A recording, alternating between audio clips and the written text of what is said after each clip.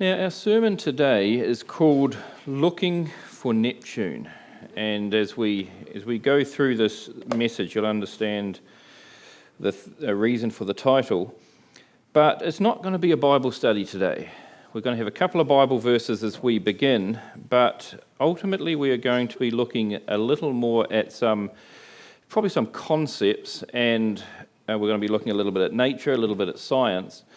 But as the elders here, we are aiming to cover most of our key fundamental beliefs over a period of time.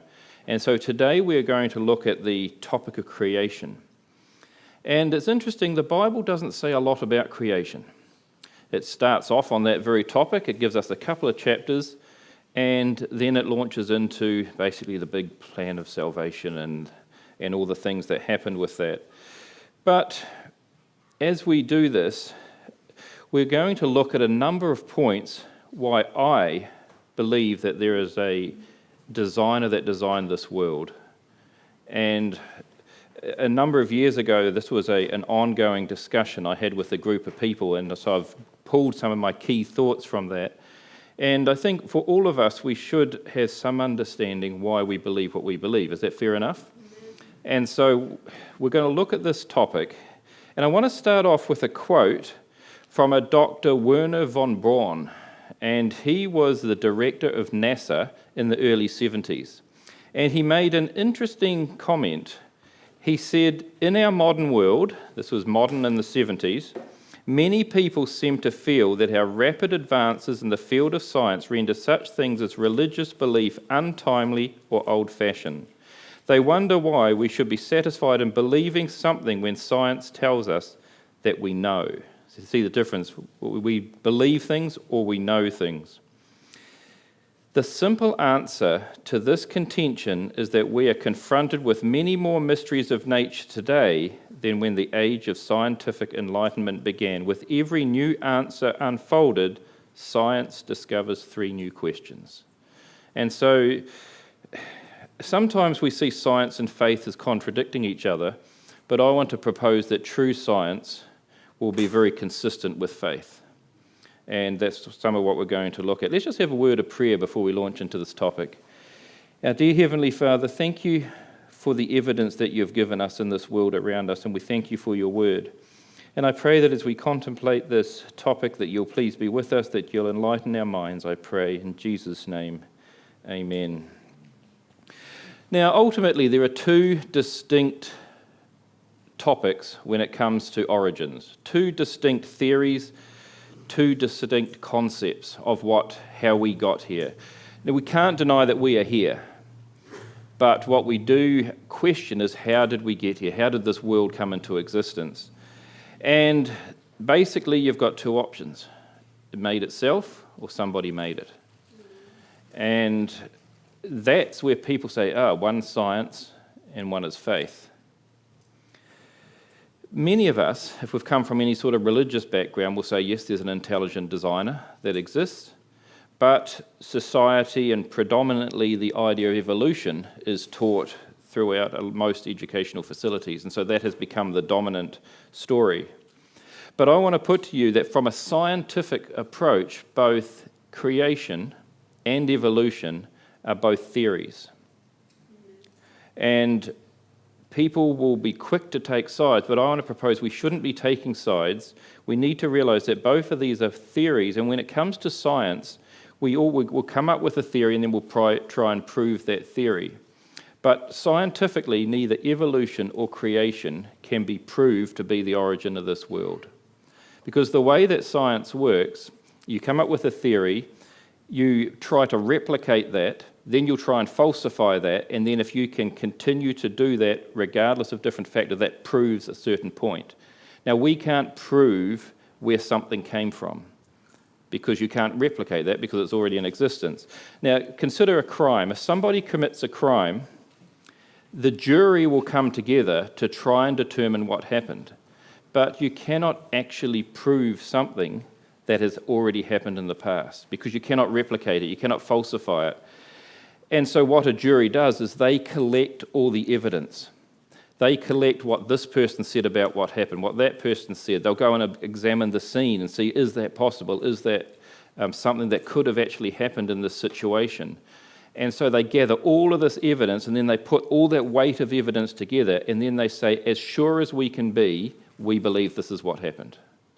But when it is an event that has happened in the past, you can't stand there and look at it because it is no longer a current thing that is happening.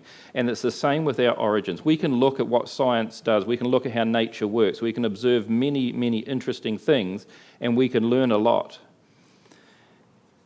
And so with these two worldviews, I've boiled them down here very simply. There's a materialistic universe, and that is a solely natural universe that consists only of matter and energy, in which everything came from nothing, by nothing, for nothing, because of nothing. Or we have a theistic universe. Theistic means God is involved, and it says a universe that allows for the supernatural, in which an outside cause caused everything to exist, and that cause is God. So I think ultimately you would find that everybody, if they really thought about it, would have to narrow down to these two ideas, one or the other, that they will accept. Either everything has no purpose, or it has a person or a being, we call God, behind it that created and has intention and purpose, and it totally changes your worldview. While we cannot scientifically prove one or the other, what we can do is look at the evidences. And I just want to throw a few evidences before us today to look at. Some of them you'll be very familiar with, some of them may be new to you. And it's interesting, the Bible itself never tries to prove that God exists. You'll find nothing in Scripture that's trying to prove that God exists. It takes that as a given. And it also doesn't spend a lot of time trying to prove creation, even though it begins in that very section. Hebrews 11, which was our verse that we started with today, if you've got your Bible, look it up because it's going to be one of the few verses we look at. Hebrews chapter 11 and verse 3, it says, through faith we understand that the worlds were framed by the word of God. Notice it says, through faith we understand this. And then it carries on and says, so that things which are seen were not made of things which do appear. This verse tells us that we have to accept by faith that the worlds were made by God. It doesn't talk about blind faith. It just says it is something you have to accept because it cannot be scientifically proven. But then God leaves a trail of evidence for us to look at. He leaves it all through nature and revelation alike. The only other key verse that we have is Genesis 1:1. It just states, in the beginning, God made it all. It's as simple as that. And God doesn't then take a lot of effort to prove how that happened. He explains in the next chapter how that happened, and we basically know it's all just by the word of God. God had a purpose and intention. But getting back to Neptune, when in the 1860s, astronomers were observing the planets. Neptune hadn't been discovered at that stage, and they were looking at Uranus, and they were studying how that functions and its rotations and its orbits and everything, and they said something is affecting this planet. And by their calculations, they said there's got to be another gravitational force beyond this that is affecting the how Uranus is working. And so what they did is they did their calculations. Because of the way it was moving, it must be in this direction. It must be about this size and about this date and this time it would be right here. They got their telescopes and they aimed at that spot in the night sky. And do you know what they saw? Neptune. They believed it existed. They had all the evidence that it existed. And because of that, they were able to find it. They didn't just randomly find something there. It was very intentional.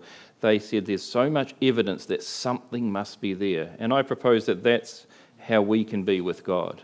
There's much evidence. While we may not be able to turn our telescope directly onto God, we can see so much evidence around us that there must be something else there.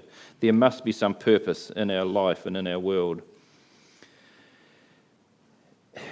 And in a sense, the very reason that we are here points to something that must be, because we know that nothing comes to be just for no reason.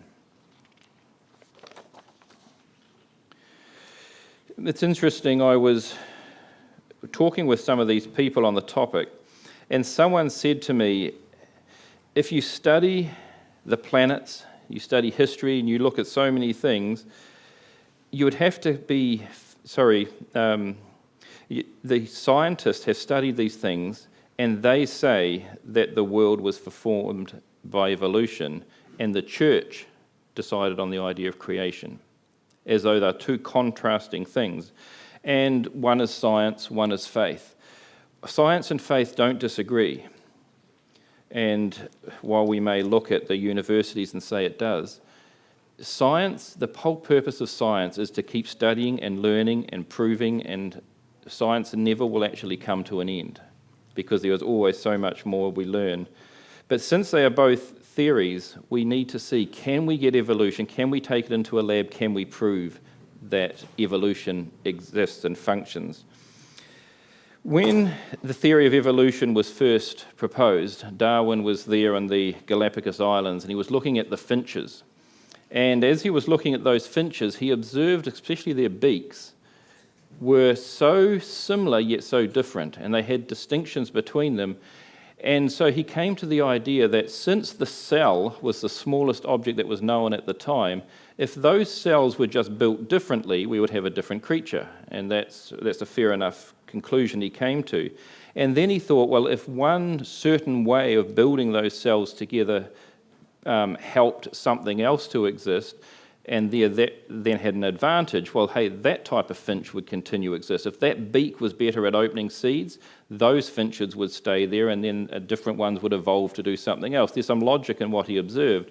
But what wasn't observable at that time is that the cell is not actually the smallest building block.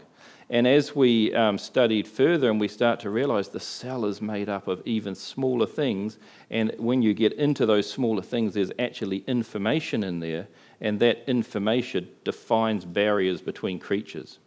Just like in Genesis, God was talking about things after their kind. There was distinctions there. A cell isn't just a building block. A cell is a whole incredible thing in itself. Science continued to look at DNA, and we'll look a little at DNA later because it's an incredible thing when the science of DNA came. True science should be neutral when it observes things, and that brings us to dinosaurs. Some of you may feel uncomfortable with dinosaurs, the concept of dinosaurs, because dinosaurs are very much in the realm of evolution. If you look and you study, and I had really interesting discussion with this group of people on this topic of dinosaurs. Oh, dinosaurs proves evolution. Obviously it does. Well, no, that's just talking about times. Do dinosaurs exist? Did dinosaurs exist?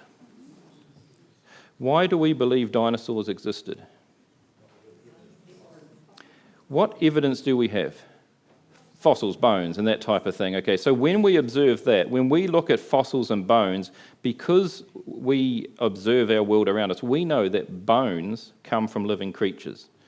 Now, I've got a place at home where I've buried animals that have died in the past, and I was digging a hole to bury one, and as I dug, I came across a skull. Now, I was digging too close to where I buried one previously. But what did that skull tell me? That told me that a living creature had been buried there. And that's something we can observe. I buried that other animal. I remember doing it.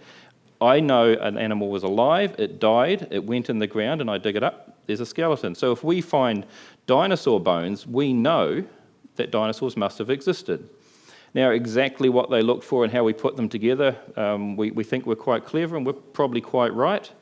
But we don't know all the details. We can only observe from things that we can spend our time replicating. And so I don't think any of us here would propose that dinosaurs never existed. It seems very clear that they did. And just so, that brings us to this topic of biogenesis, which is we always observe that life comes from life. And no one was alive, they say, to see the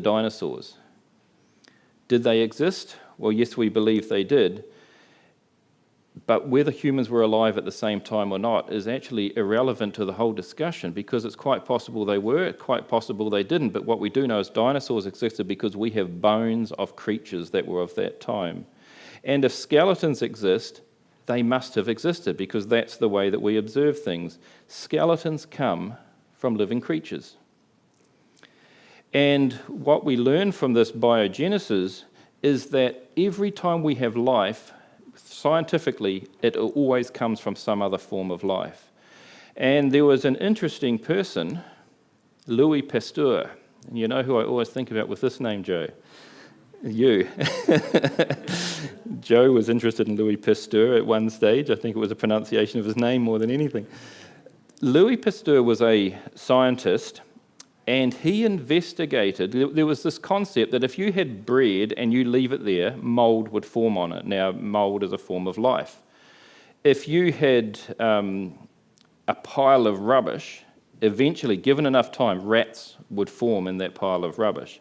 And it was also understood that if you had milk and that milk sat there for long enough, it would start to form into basically a living thing again with all the parasites and everything in it. And so they understood that life would just generate when the environment was right for it. But Louis started to study this. And as he looked into it more and more, he said that that's not just spontaneously arriving. What's happening is when you weren't looking, a rat ran into the rubbish. When you weren't looking, a spore got onto that bread and it formed. And it was quite a revelation. And what did Louis Pasteur come up with, Joe? Do you remember? Yes, and pasteurization, which is what his surname is, pasteurization. And so that is a process that they treat milk so that living things won't form in it. And so he's a very interesting scientist. He discovered that life always has life as its origin. It never just appears. And we continue to see that. Now, if we look at the theory of evolution, how does it say that life came? It came from nothing. Our scientific observation tells us that that is not what happens. So we take this concept of biogenesis, or life coming from life, and we put it to our two different worldviews.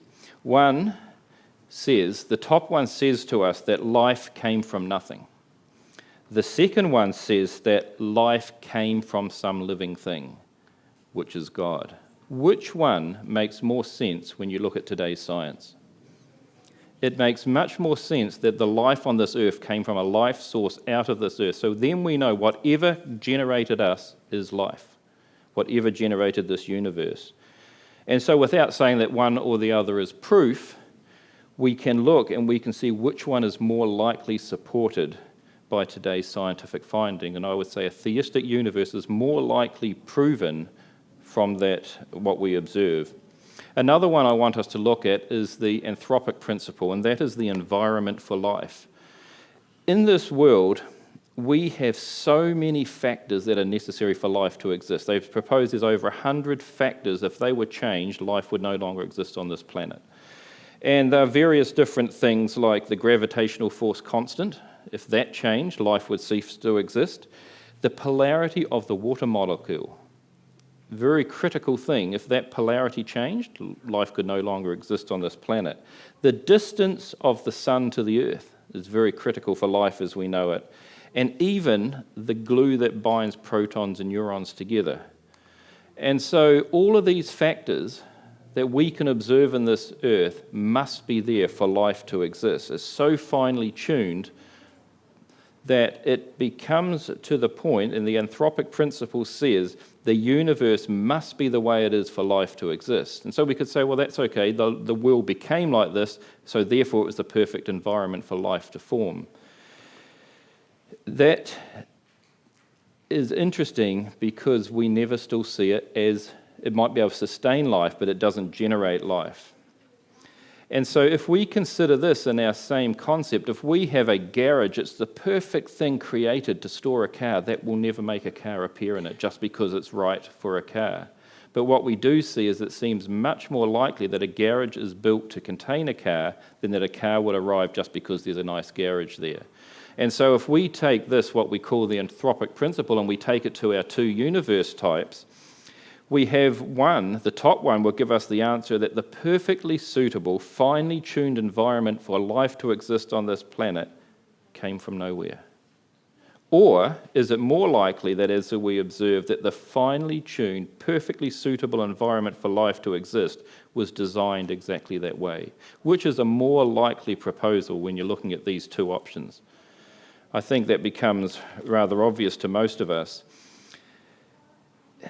There was a scientist called Owen Gingerich from Harvard University, and he wasn't a creationist as we would understand him to be, but he had an interesting comment. He said, "I am personally persuaded that some sort of super-intelligent creator exists beyond and within the cosmos, and that the rich contest of congeniality shown by our universe," that's congeniality is what he's talking about here, it's so suitable for life, it permitting and encouraging the existence of self-conscious life as part of the Creator's design and purpose.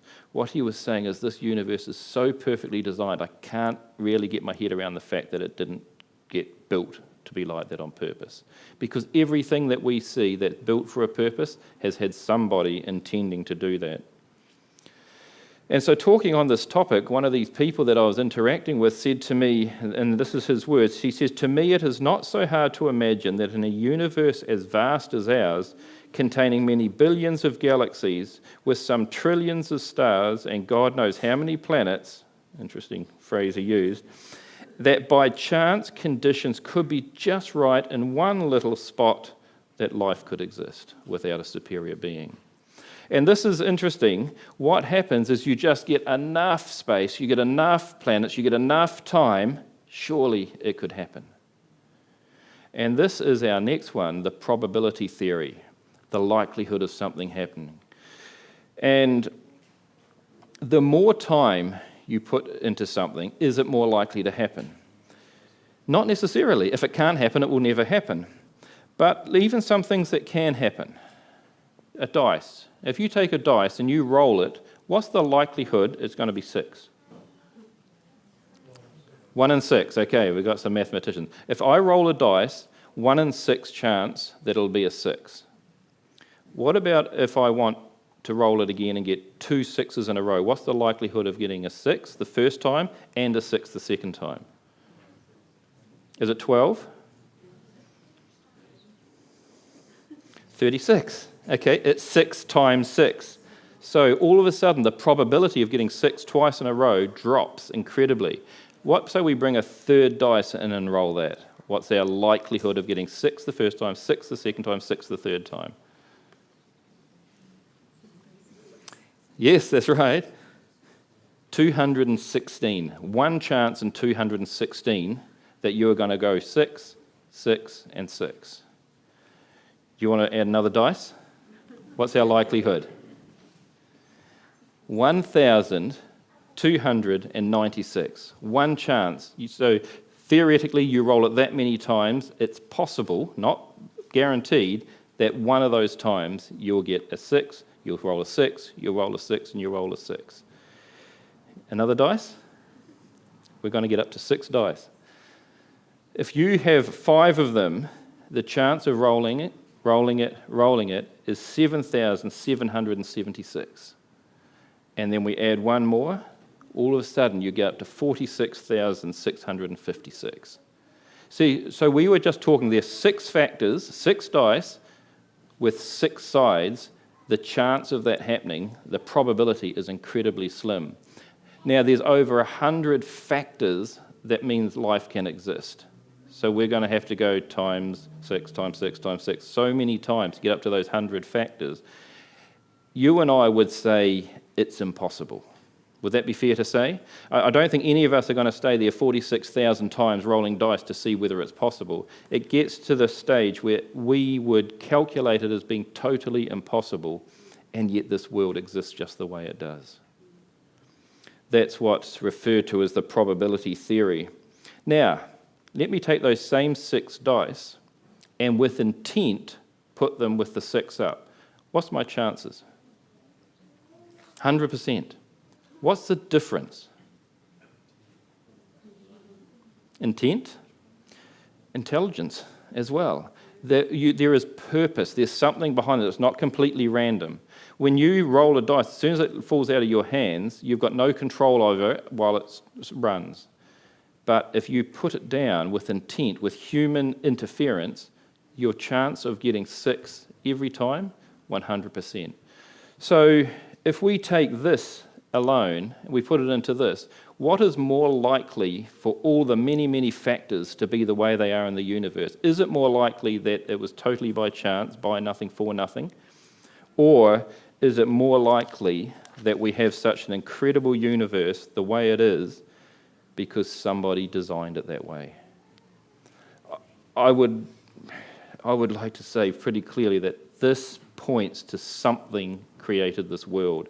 It seems that there was a drawing board, that there was a plan in place when we observe it.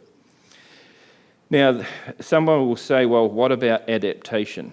It doesn't necessarily all totally by chance because we adapt to things, and that is true. We do different things adapt to different things, and dogs are a good example.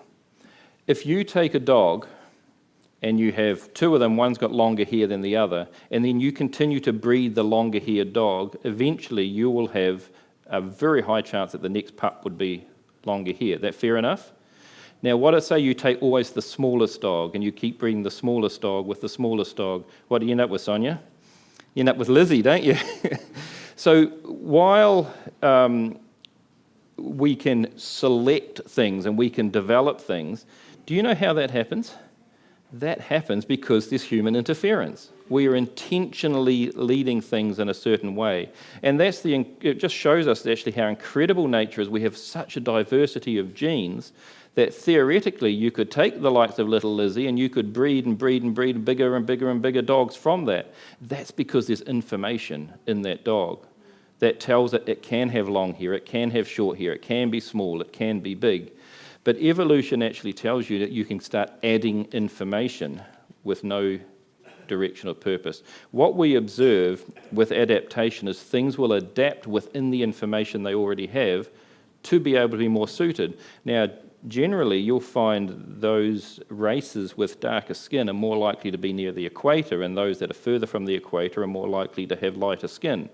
That's not because they evolved that way, it's because it is more suited when you're in that environment to have that skin type.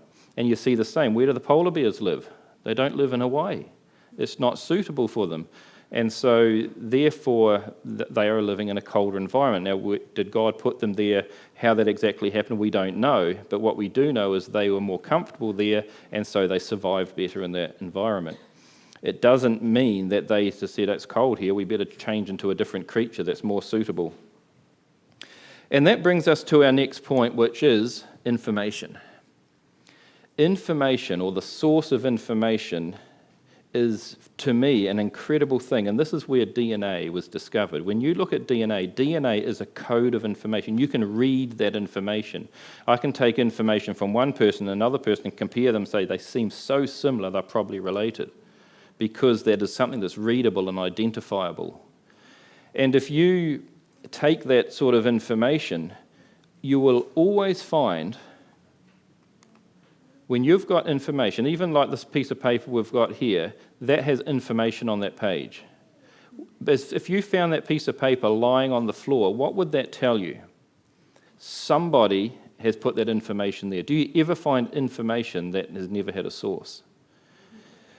So I wanted to propose to you that whenever there is information, there is always an informer that always comes beforehand.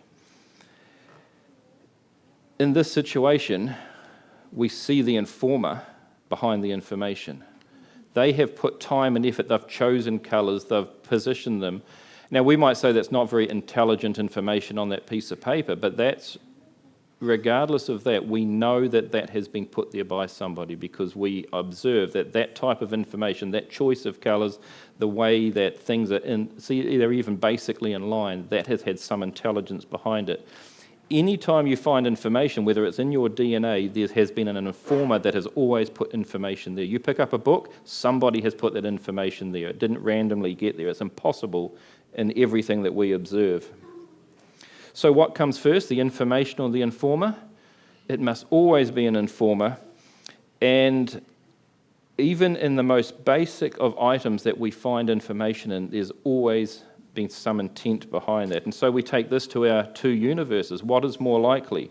Is it more likely that the items in our universe that contain information came from nothing? Or is it more likely that the information in our universe comes from an informer that put it there?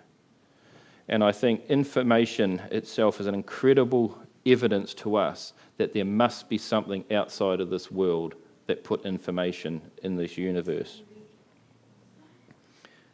Next one I want to look at is morality, the existence of law. Now, morality is interesting and it can be interpreted differently by different people, but the fact that we have a moral code helps us to realize that we are probably have some purpose in our lives.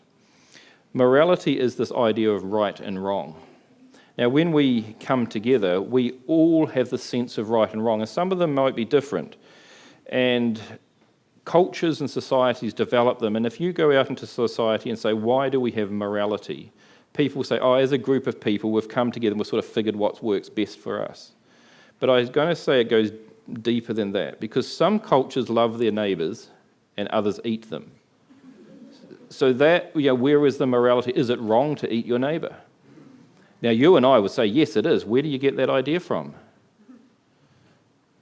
If we're just matter, if we're just atoms, if we're just bits and pieces put together, what makes that wrong? Nothing can make that wrong.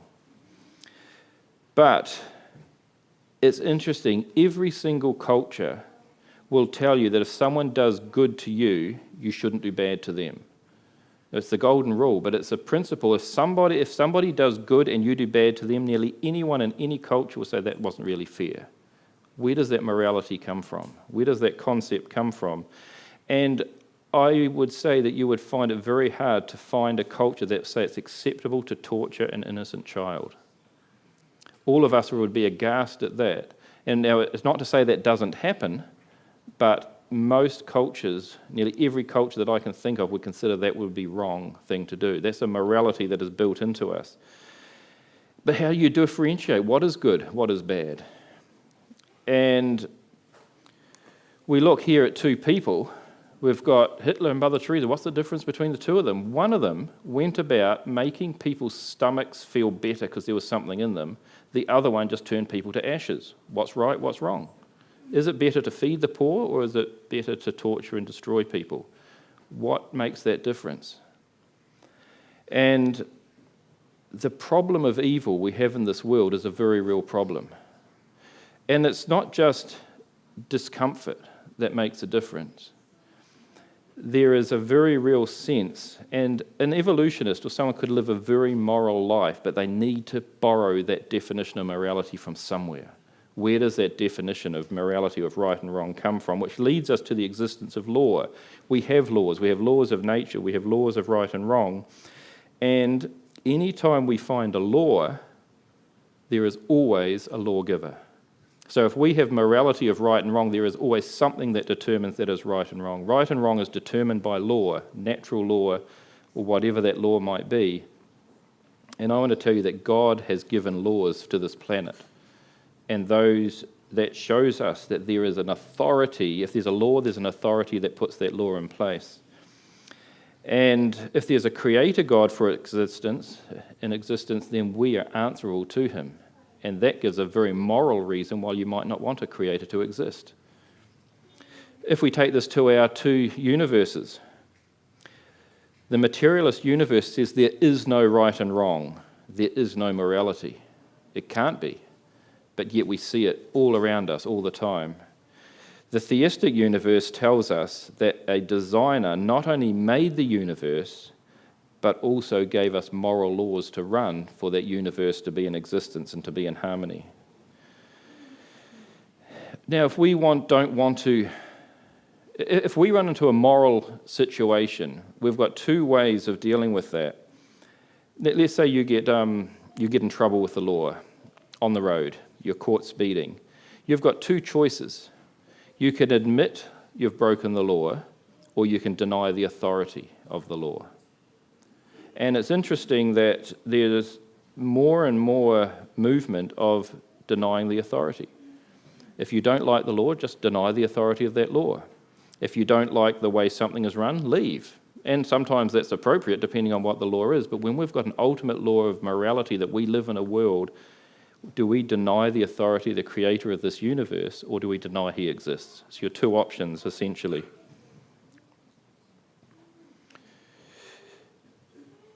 I want to look at teleology, or the teleological argument. It's simply order and design.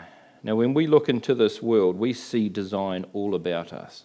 And evolution can explain some design, but not all of it. And this is where it becomes interesting. Evolution tells us that things become a certain way because they're more suited to their environment. And that's a fair enough argument, but where does the design come from? Not just function, design. Where does symmetry come from? Nearly every advanced life form has symmetry. There is no pure function in symmetry. When you read about the evolution of the eye, as I read about that, it was a light-sensitive patch of skin that reacted to light.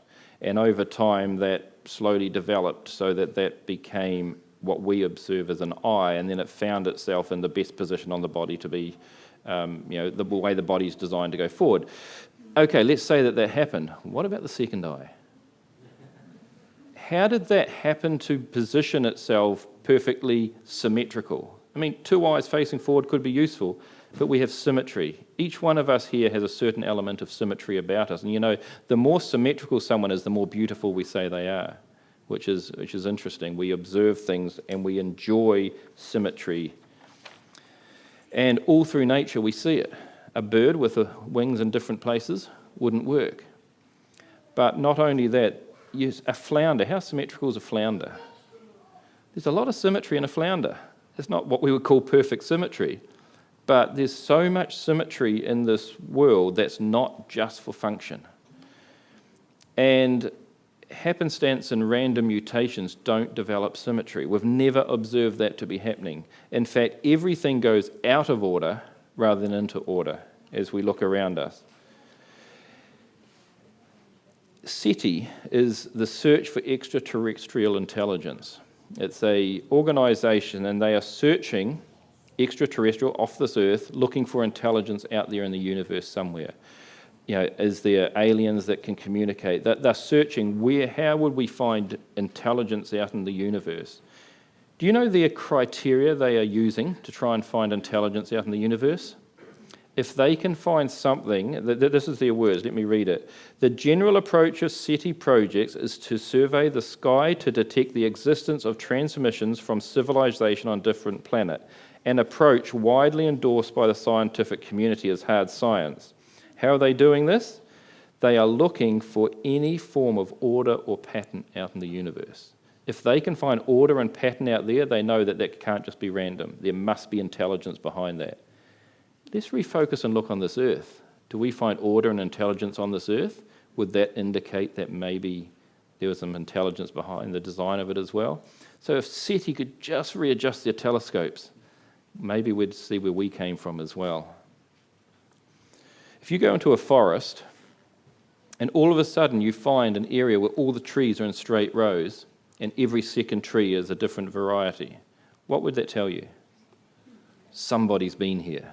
As soon as there's order and pattern, not just random trees growing, order and pattern, you would say somebody's been here. Someone must have been here and done that.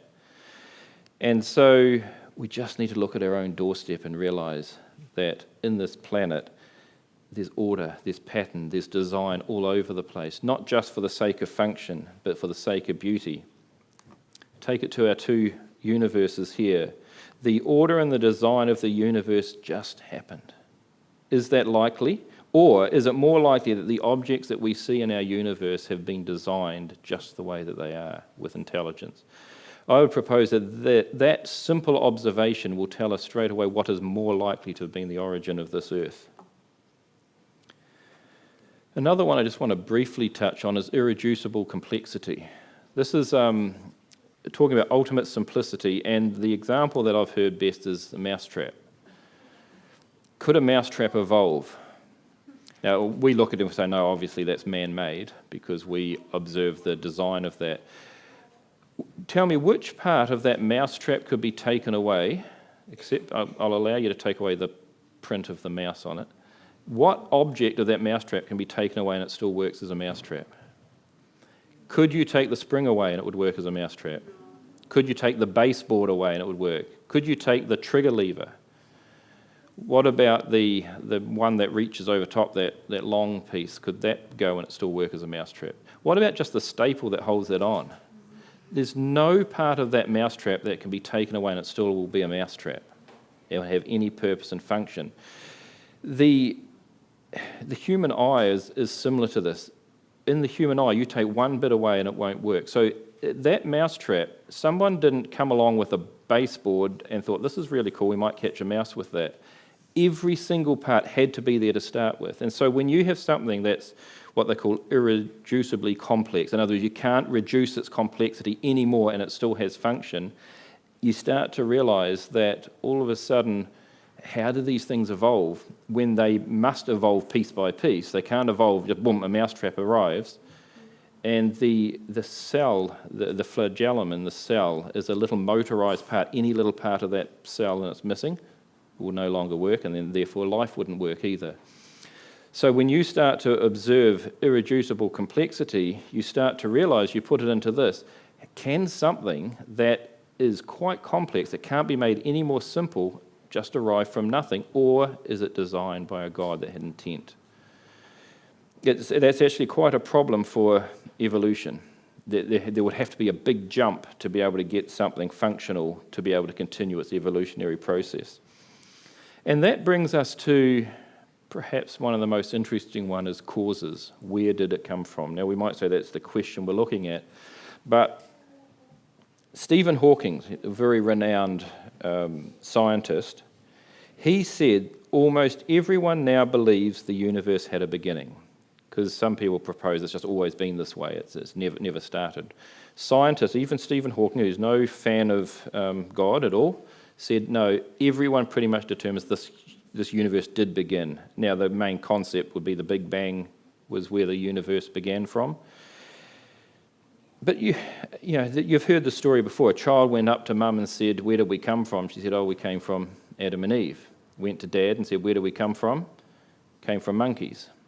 And the child says, what's the difference? And one said, oh, talking about her line versus my line. The question is a valid question, though. Now, where did I come from? You came from mummy. Where did mummy come from? Her mummy. Where did her mummy come from? What's the cause that caused the cause? And so you come back to Adam and Eve. Well, where did Adam and Eve come from? Well, God made Adam and Eve. Where did God come from? Or you take the other line, where did the monkey come from? Where did the fish come from? Where did the slime come from? Where did the puddle come from? Eventually you get to where is the uncaused cause of all causes? Because the very fact that we exist, it's not a problem that evolution has or a problem that creation has. Both of these ideas, where did the original cause come from? And if we go back to the question, what caused God? Now, supposing that God is an intelligent designer, we would have to conclude that as we observe in this world, every finite thing has a cause. So therefore, by definition, God must be infinite, outside of finite things. He must be outside of our universe, not part of it. And so when you think about it in our worldviews, did God create the universe or did the universe create itself? Now, something cannot create itself scientifically. It must be caused. There's always a cause that causes it.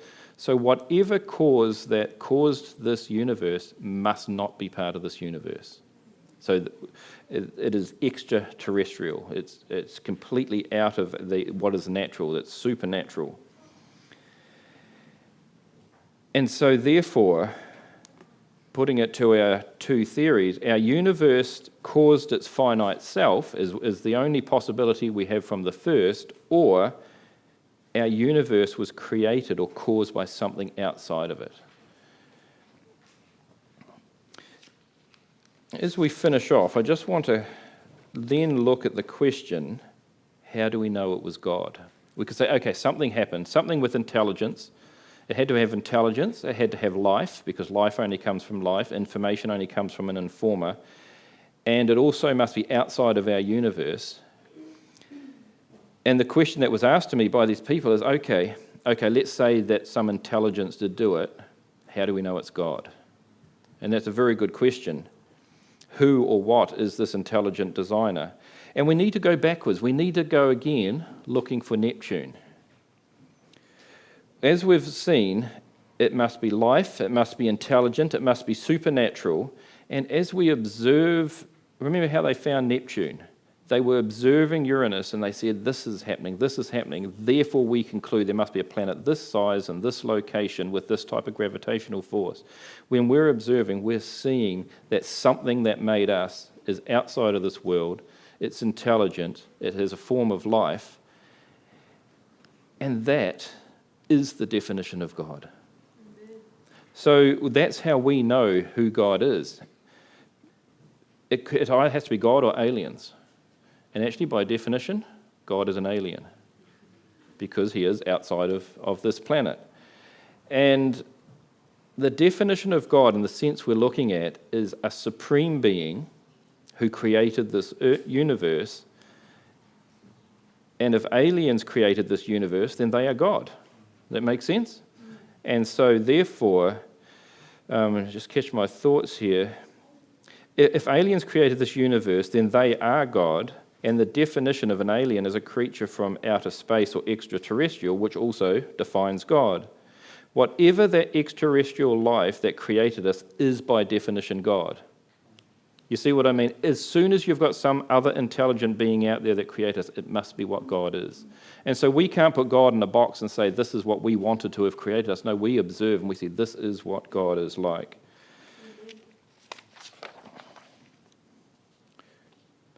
When we're looking for Neptune, when we're looking for what God is, we only need to look at nature.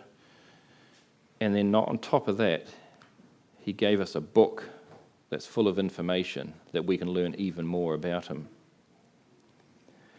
Whatever caused our universe is something we know as life, it is intelligent, it is supernatural, and it's infinite.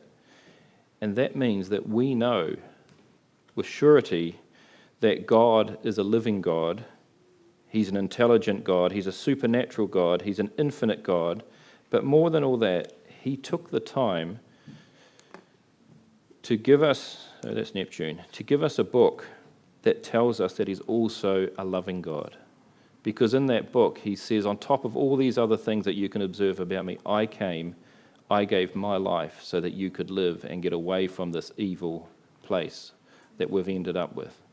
And you know, sometimes it's the evil in this world that actually makes people believe there isn't a God. The very fact that evil exists shows that there is a God. And we read in his story that he doesn't want it to be like this anymore. I say that he has a plan, he's got a destiny, and he's got passed us on some information so that we can be part of his ultimate plan. Do you want to be part of it? Do you want to be part of a God that we observe is an incredible God that took an interest in us? Let's sing about it, girls. Thank you for coming up and leading us in our final song.